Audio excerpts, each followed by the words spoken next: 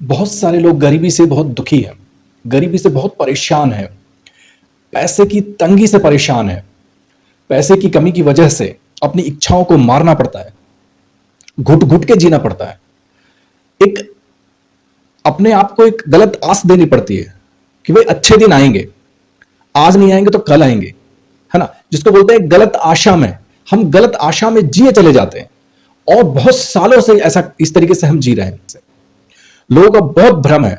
लोग ऐसा सोचते हैं कि हम ऐसा दिया जला देंगे तो हमारी गरीबी दूर हो जाएगी, हम ऐसा नारियल फोड़ देंगे हमारी गरीबी दूर हो जाएगी, हम ऐसी अंगूठी पहन लेंगे तो हमारी गरीबी दूर हो जाएगी, हम ये कर लेंगे तो हमारी गरीबी दूर हो जाएगी, हम वो कर लेंगे तो हमारी गरीबी दूर हो जाएगी। लेकिन नहीं हो रही है। 5,000 साल से, जब से हिंदू धर्म है, तब से आपके बाप दादा तलवे चाट रहे हैं, तब से यज्ञ करवा रहे हैं, तब से होम करवा रहे हैं। ये गरीबी है कि साली कम वक्त पीछे ही नहीं छोड़ती है।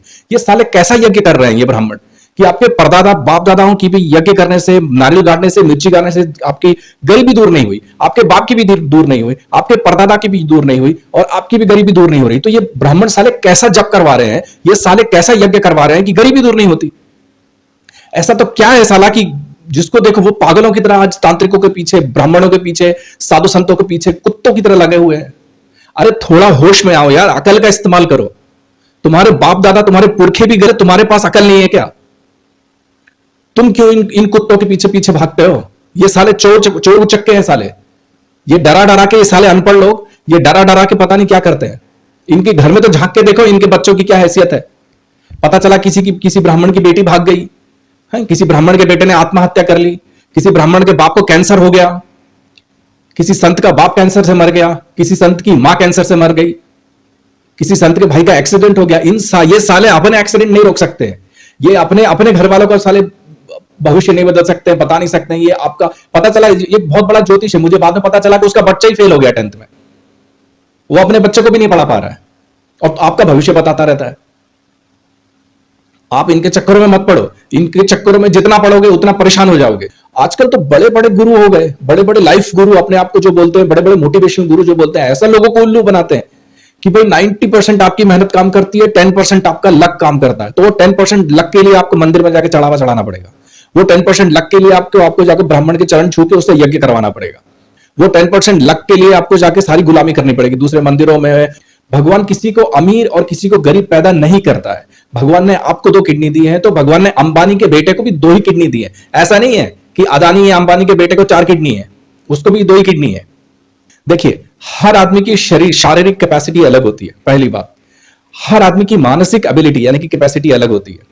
और तीसरी बात, हर आदमी की आर्थिक कैपेसिटी यानी कि पैसे खर्च करने की और साधन खरीदने की जो कैपेसिटी है वो अलग होती है, सबकी बराबर नहीं होती। तो आप जिस भी परिवार में पैदा हुए हैं, आपको भगवान ने जैसा भी शरीर दिया है, आपको भगवान ने जैसा भी मन दिया है, उस आपके शरीर की कैपेसिटी के हिसाब से, आपके मन की कैपेसिटी के हिसाब से और आपके पैसे यानी कि आपकी आर्थिक कैपेसिटी के हिसाब से आप कोई भी नौकरी या कोई भी काम धंधा चुन लीजिए। सबसे पहली और सबसे जरूरी बात, दिक्कत कहां आती है कि आपकी शरीर की कैपेसिटी तो नहीं है। आपके शरीर की कैपेसिटी नहीं है कि आप 8 घंटे 12 घंटे खड़े रह सके या 8 घंटे 12 घंटे चल फिर सके। लेकिन काम आपको ऐसा मिल जाता है कि 8-10 घंटे 12 घंटे आपको खड़े रहना है या चलना फिरना है, तो आदमी मुसीबत में फंस जाता है फिर, कि शरीर की एबिलिटी नहीं है, शरीर की कैपेसिटी नहीं है, बराबर है। लेकिन जबरदस्ती करते हैं, फिर आदमी बीमार पड़ता है, फिर जितना कमाया नहीं उससे ज्यादा फिर अस्पताल में गवा देता है। मन को ध्यान भी रखिए कि मन, शरीर की कैपेसिटी है लेकिन मन नहीं चाहता कि भैया मैं मार्केटिंग नहीं करूंगा, मेरे को कंफर्टेबल नहीं है सेलिंग। अगर किसी को सेल्स कंफर्टेबल नहीं है, मार्केटिंग कंफर्टेबल नहीं है, तो उसको सेल्स अवॉइड करना चाहिए। बैक ऑफिस वर्क भी बहुत सारे हैं। किसी को अगर शारीरिक परिश्रम नहीं करना है तो फिर ऑफिस रिलेटेड काम है, हाँ उसमें आपको कॉम्प्रोमाइज करना पड़ेगा सैलरी में। कहीं आपको 15,000 मिलते हैं तो वहां फिर आपको हो सकता है 8,000 मिले, 10,000 मिले, 12,000 मिले, वो आपको सैलरी में कॉम्प्रोमाइज करना पड़ेगा। तो वहां आप कॉम्प्रोमाइज कीजिए, कोई बात नहीं है। शुरुआत में सबको कॉम्प्रोमाइज करना पड़ता है, बराबर है, तो आप वो कॉम्प्रोमाइज कीजिए, लेकिन अपने शरीर की कैपेसिटी के हिसाब से, अपने मन की कैपेसिटी के हिसाब से आप काम और धंधा देखिए। आप काम देख रहे हैं तो काम देखिए, आप बिजनेस करना चाहते हैं तो बिजनेस भी अपने शरीर और मन की कैपेसिटी के हिसाब से देखिए, है ना। उस आर्थिक एबिलिटी भी देख लीजिए कि भाई आपके पास ऐसा कोई धंधा मत कीजिए जिसमें भाई 1 लाख रुपए 1.5 लाख रुपए की तो मशीन आ रही है, फिर मशीन का इंस्टॉलेशन हो रहा है, फिर ये हो रहा है, फिर वो हो रहा है, वो गलत, वो कुछ भी बोलते हैं उस पर आंख बंद करके भरोसा कर लेते हो कि भैया 1.5 लाख रुपए मैं 1 महीने में छुड़ा लूंगा, 2 महीने में छुड़ा लूंगा, उसका ब्याज चलता रहता है, फिर आप फंस जाते हो, बराबर है। तो पहला काम तो ये हुआ। दूसरा काम जो दुनिया में सबसे बड़ा काम है जो कोई नहीं कर पाता, जिसकी वजह से लोग फेल हो जाते हैं, जिसकी वजह से लोगों को नौकरी भी खत्म हो जाती है, जिसकी वजह से लोगों का बिजनेस भी बंद हो जाता है और जिसकी वजह से सब खत्म हो जाता है, उनकी आर्थिक दिक्कत आ जाती है, वो ये है कि वो रोज काम नहीं करते।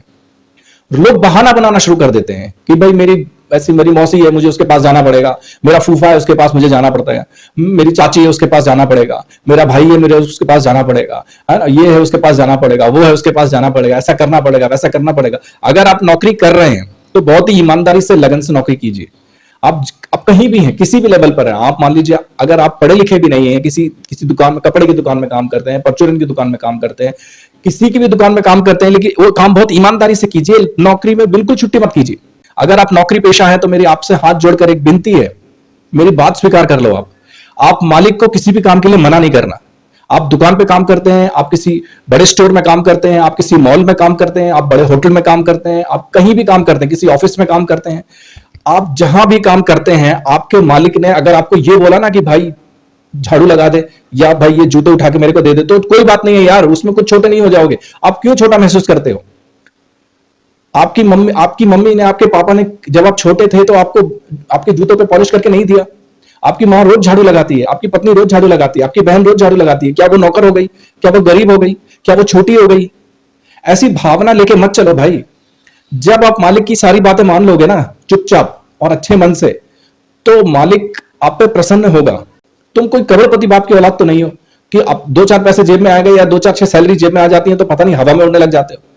कोई भी अगर आपको आपके मालिक की बुराई करे, आपकी कंपनी में आपकी कंपनी के मालिक की बुराई करे कि भाई आपका कंपनी मालिक ऐसा कर रहा है, आपके ये ऐसा कर रहा है, वैसा किया, इसने ऐसा किया, भाई उससे आपको क्या लेना देना है? आप एक ही चीज से लेना देना है कि आपका मालिक का बर्ताव आपके प्रति कैसा है, बस बस, इससे दूसरी चीज कुछ नहीं है। अगर उसका बर्ताव आपके प्रति अच्छा है, वो आपको टाइम पे पैसा दे रहा है, हर महीने पैसे दे रहा है, और आप उस बराबर वो आप पैसे दे रहा है तो थोड़ा बहुत काम कराएगा ना आपसे, फ्री में थोड़ी दे देगा आपको पैसे, तो कोई बात नहीं, आप काम कर दो ना, उसमें क्या जाता है। तो दुनिया में सबसे बड़ा काम है ईमानदारी से रोज आना, रोज मालिक की बात मानना और काम करना। सच में बता रहा हूं, ये बहुत बड़ा काम है, क्योंकि ऐसे लोग मिलते नहीं है।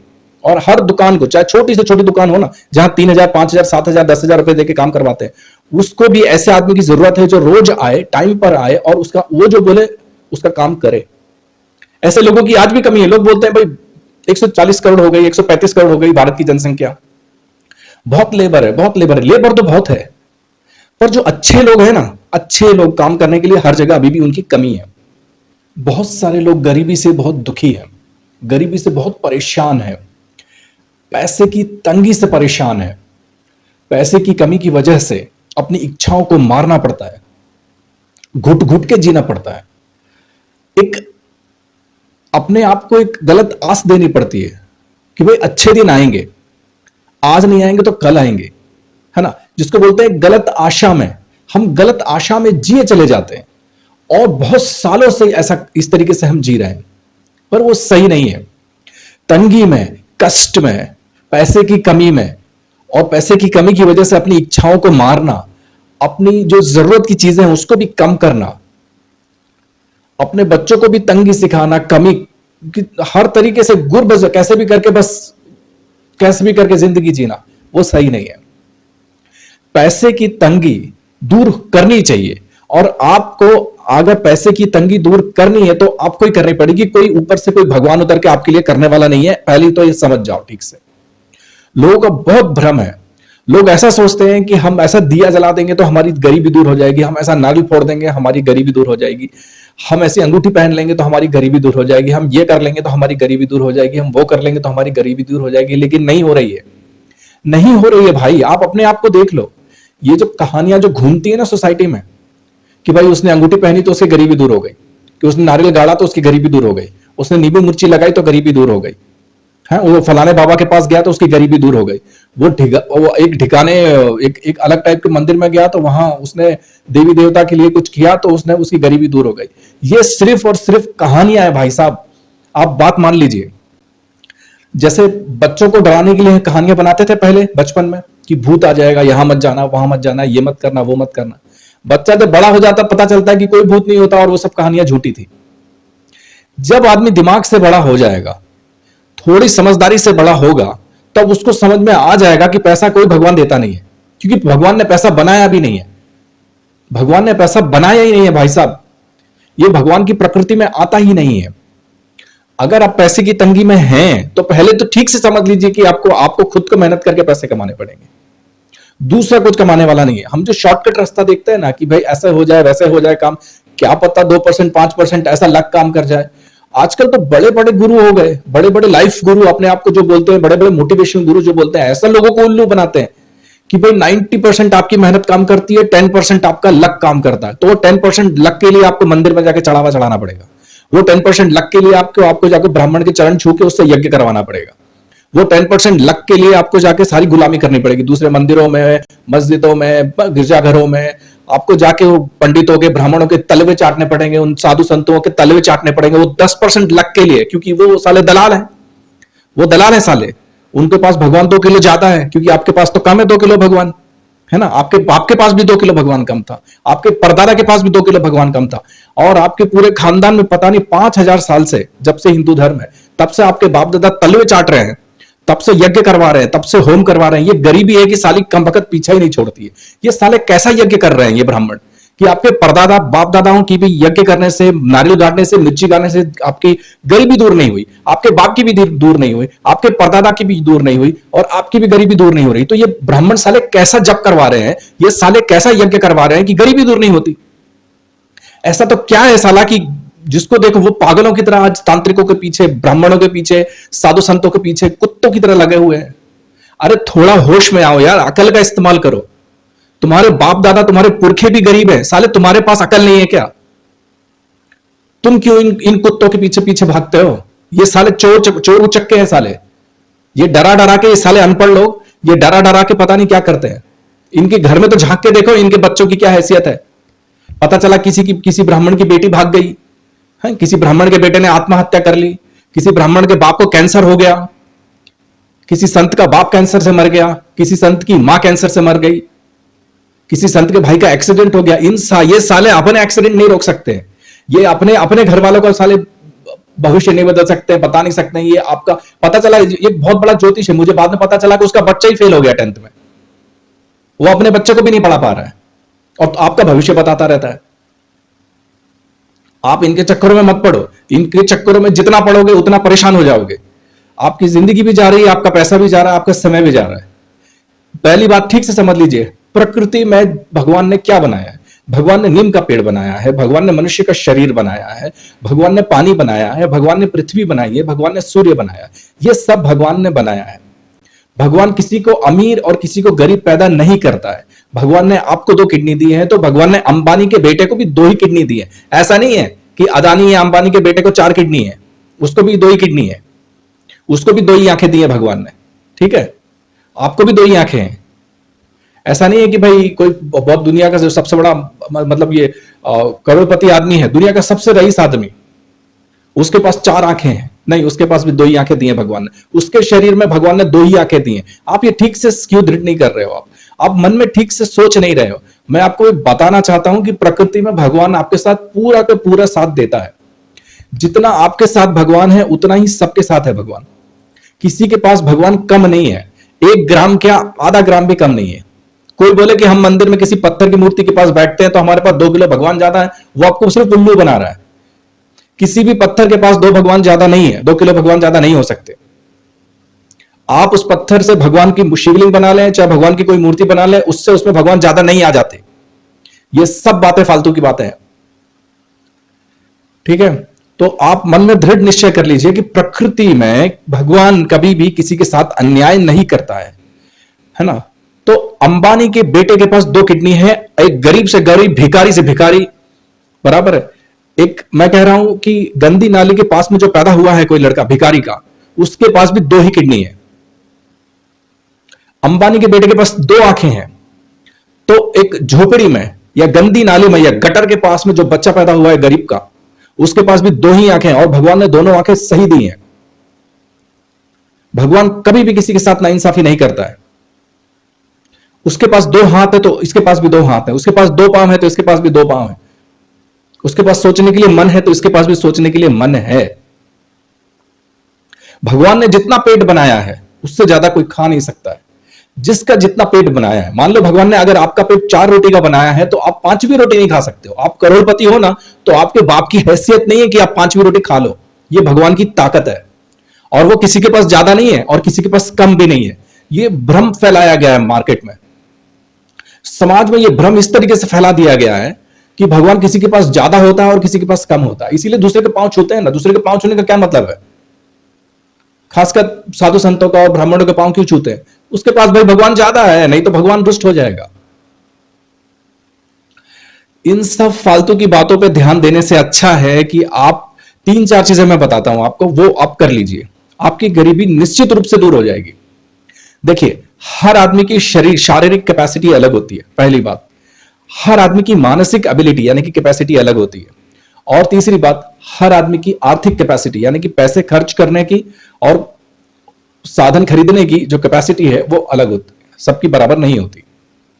तो आप जिस भी परिवार में पैदा हुए हैं, आपको भगवान ने जैसा भी शरीर दिया है, आपको भगवान ने जैसा भी मन दिया है, उस आपके शरीर की कैपेसिटी के हिसाब से, आपके मन की कैपेसिटी के हिसाब से और आपके पैसे यानी कि आपकी आर्थिक कैपेसिटी के हिसाब से आप कोई भी नौकरी या कोई भी काम धंधा चुन लीजिए। सबसे पहली और सबसे जरूरी बात। अब दिक्कत क्या है मालूम है आपको? लोग सफल क्यों नहीं होते हैं? लोग सफल इसीलिए नहीं होते हैं कि ये मोटिवेशनल स्टोरीज और मोटिवेशनल गुरुज को सालों को सुनने से कुछ होता नहीं है। ये सिर्फ और सिर्फ आपको उल्लू और बेवकूफ बनाते हैं कि बड़ा सोचो, बड़ा। साले बड़ा क्या सोचे? पैसा तेरा बाप देगा। शरीर की एबिलिटी कौन देखेगा? मन की एबिलिटी कौन देखेगा? काम तो मन से ही होगा ना, शरीर से ही होगा और पैसे से होगा। तो आपकी शारीरिक कैपेसिटी आप देख लीजिए कि आपकी शारीरिक कैपेसिटी क्या है। हर आदमी दूसरे से झूठ बोल सकता है, ठीक? हर आदमी अपने आप से कभी झूठ नहीं बोल सकता। हम कम से कम अपने प्रति ईमानदार रहें, तो हम अपने आप से कम झूठ ना बोले।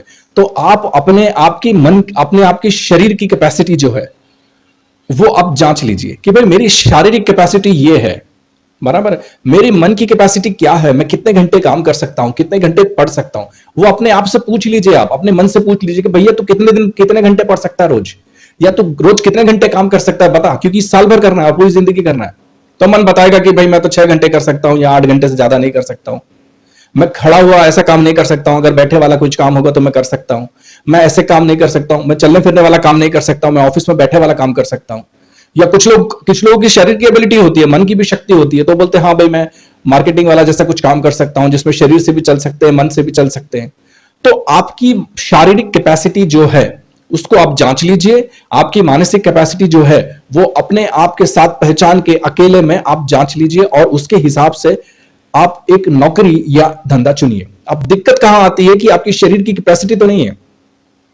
आपके शरीर की कैपेसिटी नहीं है कि आप 8 घंटे 12 घंटे खड़े रह सके या 8 घंटे 12 घंटे चल फिर सके, लेकिन काम आपको वैसा मिल जाता है कि 8-10 घंटे 12 घंटे आपको खड़े रहना है या चलना फिरना है, तो आदमी मुसीबत में फंस जाता है फिर, कि शरीर की एबिलिटी नहीं है, शरीर की कैपेसिटी नहीं है, बराबर है। लेकिन जबरदस्ती करते हैं, फिर आदमी बीमार पड़ता है, फिर जितना कमाया नहीं उससे ज्यादा फिर अस्पताल में गवा देता है।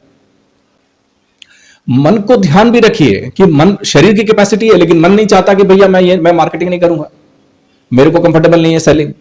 अगर किसी को सेल्स कंफर्टेबल नहीं है, मार्केटिंग कंफर्टेबल नहीं है, तो उसको सेल्स अवॉइड करना चाहिए। बैक ऑफिस वर्क भी बहुत सारे हैं। किसी को अगर शारीरिक परिश्रम नहीं करना है तो फिर ऑफिस रिलेटेड काम है, हाँ उसमें आपको कॉम्प्रोमाइज करना पड़ेगा सैलरी में। कहीं आपको 15,000 मिलते हैं तो वहां फिर आपको हो सकता है 8,000 मिले, 10,000 मिले, 12,000 मिले, वो आपको सैलरी में कॉम्प्रोमाइज करना पड़ेगा। तो वहां आप कॉम्प्रोमाइज कीजिए, कोई बात नहीं है। शुरुआत में सबको कॉम्प्रोमाइज करना पड़ता है, बराबर। तो आप वो कॉम्प्रोमाइज कीजिए, लेकिन अपने शरीर की कैपेसिटी के हिसाब से, अपने मन की कैपेसिटी के हिसाब से आप काम और धंधा देखिए। आप काम देख रहे हैं तो काम देखिए, आप बिजनेस करना चाहते हैं तो बिजनेस भी अपने शरीर और मन की कैपेसिटी के हिसाब से देखिए, है ना। उस आर्थिक एबिलिटी भी देख लीजिए कि भाई आपके पास है ना। ऐसा कोई धंधा मत कीजिए जिसमें भाई 1 लाख रुपए 1.5 लाख रुपए की तो मशीन आ रही है, फिर मशीन का इंस्टॉलेशन हो रहा है, फिर ये हो रहा है, फिर वो हो रहा है, वो गलत, वो कुछ भी बोलते हैं उस पर आंख बंद करके भरोसा कर लेते हो कि भैया 1.5 लाख रुपए मैं 1 महीने में छुड़ा लूंगा, 2 महीने में छुड़ा लूंगा, उसका ब्याज चलता रहता है, फिर आप फंस जाते हो। अगर आपके हाथ में 10,000 रुपए है मान लीजिए, तो आप सिर्फ और सिर्फ 3,000 रुपए लगाइए, उससे ज्यादा नहीं लगाना। आपके पास पूरे के पूरे 7,000 आपके हाथ में होने चाहिए।